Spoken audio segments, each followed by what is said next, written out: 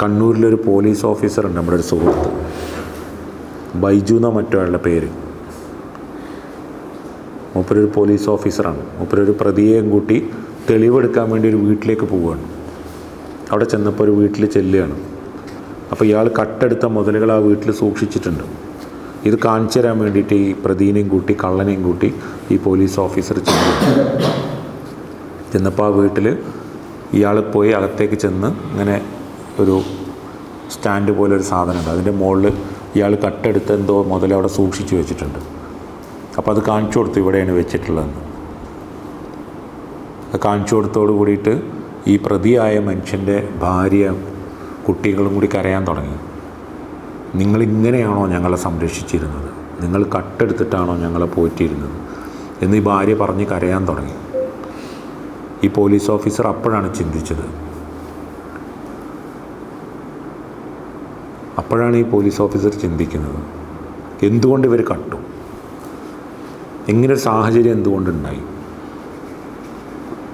എന്നിട്ട് ആ police officer എന്താ ചെയ്തതെന്ന് വെച്ചാൽ, ഇങ്ങനെ കളവ് നടത്തിയിരുന്ന, ഇങ്ങനെയൊക്കെ നടന്നിരുന്ന ആളുകളൊക്കെ സംഘടിപ്പിച്ചു. ഏതാണ്ട് ഒരു 10-200 പേരെ സംഘടിപ്പിച്ചു. എന്നിട്ട് അവർക്ക് പറയാനുള്ളതൊക്കെ കേൾക്കാനുള്ള ശ്രമം നടത്തി. കുറേ മനുഷ്യരിരുന്ന് കരഞ്ഞു എന്നാണ് പറയുന്നത്. ഞങ്ങൾ എന്തുകൊണ്ട് ഇങ്ങനെ ആയി എന്ന് അവർക്ക് പലതും പറയാനുണ്ട്. അവരെന്തുകൊണ്ട് അങ്ങനെ ആയി എന്നുള്ള കാരണങ്ങൾ അവർക്ക് പലതും പറയാനുണ്ട്. കുറേ മനുഷ്യരിരുന്ന് കളവ് നടത്തിയിരുന്ന ആളുകളാണ്. പക്ഷെ അവരുടെ ഉള്ളിലൊരു മനുഷ്യനുണ്ട്. തിരുത്താൻ അവസരം കിട്ടിയപ്പോൾ ഒരു തിരുത്തുക ചെയ്തു. ഇവിടെ സെൻട്രൽ ജയിലുണ്ട്, തവനൂർ സെൻട്രൽ ജയിൽ. അവിടുത്തെ പ്രതികളായ തടവുപുള്ളികളായ മനുഷ്യരെ ഇടയ്ക്ക് പോയി കാണാനുള്ള അവസരം ഇലയിലെ പ്രവർത്തകർക്ക് കിട്ടിയിട്ടുണ്ട്. ഗവൺമെൻറ്റിൻ്റെ ഒരു പ്രൊജക്റ്റാണ്. അപ്പോൾ അവിടുത്തെ സൂപ്രണ്ടും വെൽഫെയർ ഓഫീസറും നമ്മളെ വിളിക്കും, നമ്മളവരടുത്ത് പോയി സംസാരിക്കും. അപ്പോൾ ഒരിക്കൽ നമ്മൾ ഇവിടുത്തെ നമ്മുടെ പേഷ്യൻസിനെ, ക്യാൻസറൊക്കെ ആയി വന്നിരിക്കുന്ന ആളുകൾ, കിടപ്പിലായ രോഗികൾ, വീൽ ചെയറിലൊക്കെ ഉള്ള മനുഷ്യരെ നമ്മളവിടെ കൊണ്ടുപോയിട്ട് അവരുടെ അനുഭവങ്ങൾ ഇവരോട് ഷെയർ ചെയ്തപ്പോൾ ഈ തടവുപുള്ളികളായ മനുഷ്യരിരുന്ന് കരയാൻ തുടങ്ങി.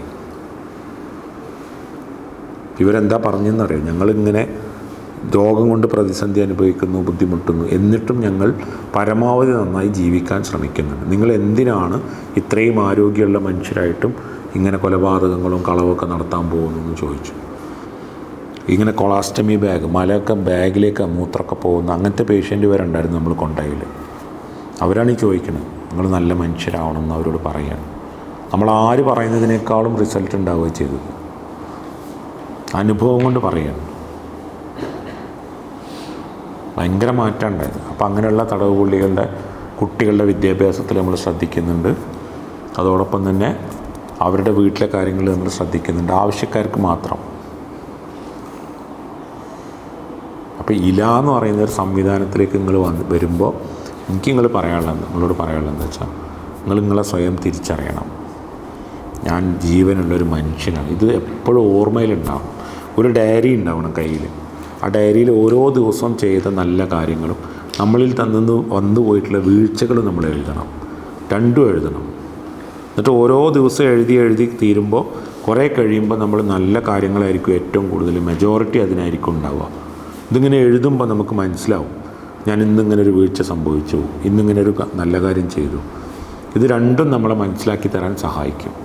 അപ്പോൾ നമ്മളെ പ്രചോദിപ്പിക്കും. നമ്മൾ ചെയ്ത നല്ല കാര്യങ്ങൾ കൊണ്ട് ആർക്കെങ്കിലുമൊക്കെ ഉപകാരം ഉണ്ടായിട്ടുണ്ടെങ്കിൽ അത് നമ്മളെ പ്രചോദിപ്പിക്കും, ഉറപ്പായിട്ടും പ്രചോദിപ്പിക്കും. കുറച്ചും കൂടി മെച്ചപ്പെട്ടൊരു മനുഷ്യനായിട്ട് ജീവിക്കാൻ നമ്മളെ സഹായിക്കും. അതിന് സാധിക്കട്ടെ എന്ന് പ്രാർത്ഥിക്കുക. വേറൊന്നും ചെയ്യാനില്ല. എപ്പോഴും ആ ബോധ്യത്തിൽ ജീവിക്കുക, അതാണ് ചെയ്യാനുള്ളത്.